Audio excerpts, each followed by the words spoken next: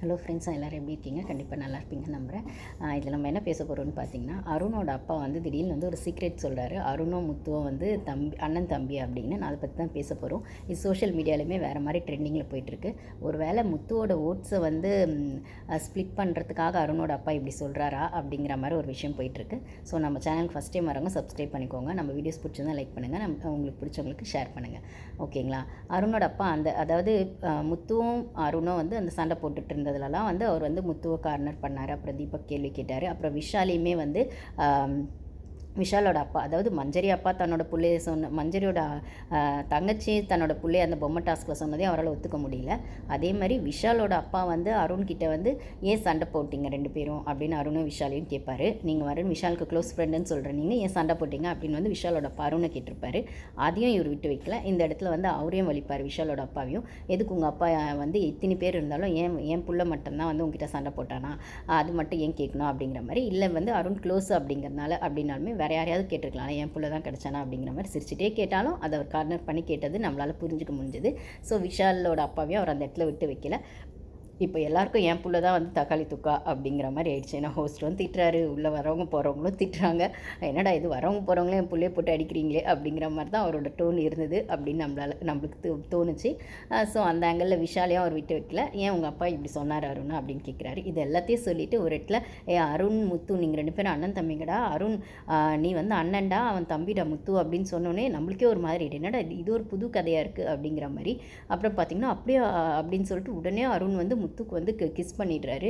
அப்புறம் உடனே இவரும் முத்து வந்து அருணை பார்த்து அருணண்ணா அப்படின்னு, ஏன்னா ராணவ் தான் அப்படி கூப்பிடுவார் அருணண்ணாவை. ஸோ இவர் வந்து அருணண்ணா அப்படின்னு கூப்பிட்டுறது அதெல்லாம் க்யூட்டாக இருந்தது. சரி, அவர் நிஜமாக தான் சொன்னாரா இல்லைனா கேம்காக அந்த ஓட்டிங் வந்து ஸ்ப்ளிட் ஆகணும், முத்துவோட ஓட் வந்து வெளியில் வந்து முத்து ஃபஸ்ட்டில் இருக்கார் நம்ம ஸ்ப்ளிட் ஆகணுன்றதுக்காக சொன்னாரான்னு ஒரு விஷயம் போகுது. ஆக்சுவலாக பார்த்தா அது உண்மை தான் போல் இருக்குது.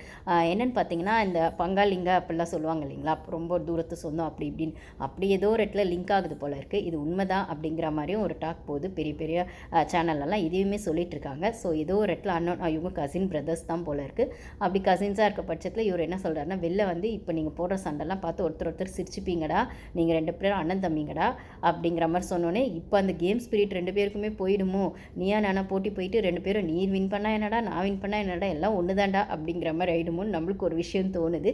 ஏன்னா டிக்கெட் டு ஃபினாலே வரப்போகுது. இந்த மாதிரி டைமில் வந்து இது வந்து என்ன சொல்கிறது, அண்ணன் தம்பினா அண்ணன்டா தம்பிடா அப்படிங்கிற பாசத்துக்குள்ளே போயிடுமோ, அந்த ஒரு கேமோட அந்த ஒரு இன்ட்ரெஸ்ட் வந்து குறைஞ்சிருமோ அப்படின்னு தோணுது. இந்த இடத்துல எனக்கு இன்னொன்று சொல்ல தோணுதுன்னா, நான் அடிக்கடி தீபக் பற்றி பேசியிருப்பேன். அருண் முத்து ரெண்டு பேரையும் வச்சு தீபக் ஒரு கேம் ஆடுறாரு, டபுள் கேம் ஆடுறாரு. தேவைப்பட்ட அருண் கூட சேர்ந்துக்கிறாரு, இல்லை தேவைப்பட்ட முத்து கூட சேர்ந்து ஆடுறாரு அப்படின்னும் போது அது வரைக்கும் அவர் கேம் சுவாரஸ்யமாக இருந்தது. இப்போ இவங்க ரெண்டு பேரும் சேர்ந்துட்டாங்கன்னு வைங்களேன், அப்போ தீபக் கண்டிப்பாக பல்ப்பு தானே அப்படிங்கிற மாதிரி நம்மளுக்கு தோணுது.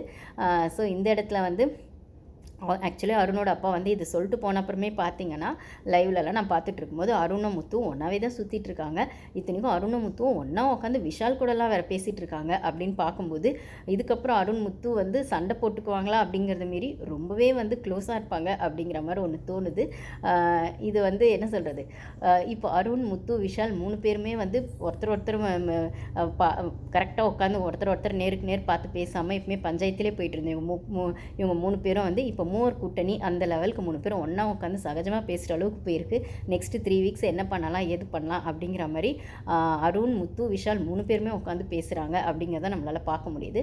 ஸோ நெக்ஸ்ட்டு 3 வீக்ஸ் பெருசாக சண்டைலாம் யாரும் போட்டுக்க மாட்டாங்க அப்படின்னாலுமே அங்கே உள்ளே இருக்க அந்த விஷயங்கள், அந்த எமோஷனல் மூமெண்ட்ஸ் எல்லாத்தையும் கலெக்ட் பண்ணி ஒரு ஸ்வீட் மெமரிஸாக அவங்க வந்து கேம் முடிஞ்சதுக்கப்புறம் அவங்க வந்து ஒரு ஸ்வீட் மெமரிஸாக பிக் பாஸ் வீட்லேருந்து எடுத்துகிட்டு போகிறதுக்கான ஒரு விஷயமா எல்லாருமே அதை கலெக்ட் பண்ணுற மூமெண்ட்ஸ்க்கு போயிட்டாங்களோ அப்படிங்கிற இடத்துல நமக்கு தோணுது.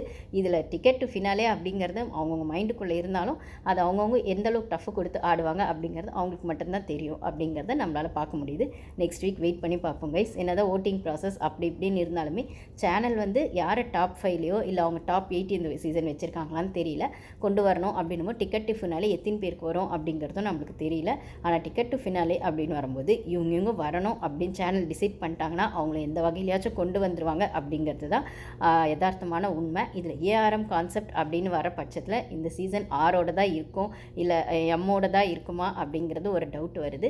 ஏன்னா ஸ்டார்டிங்லேருந்து நீங்கள் பார்த்தீங்கன்னா அந்த ஆரோ சீசன்லேருந்து ரித்திகா சீசன்லேருந்து அதுக்கப்புறம் பார்த்திங்கன்னா வந்து என்ன சொல்கிறது, மோகின் ஆகட்டும், அப்புறம் 4th சீசன் ஆரி ஆகட்டும், அதுக்கப்புறம் ராஜு, அதுக்கப்புறம் அசீம் அப்படின்ற பட்சத்தில், அதுக்கப்புறம் இப்போ அர்ச்சனா, இப்போ திருப்பி இந்த சீசன் 6 அப்படின்ற இடத்துல வந்து நிற்கிது. இல்லை எம்மாவும் இருக்கலாம் அப்படின்னு வரும்போது ரயான் ராணவ், முத்து மஞ்சரி இப்படின்லாம் திருப்பி வந்துட்டுருக்கு நம்மளுக்கு. அருண் அப்படின்னும் போது அது வருது. அர்ச்சனா போன சீசன் ஆகிடுச்சு.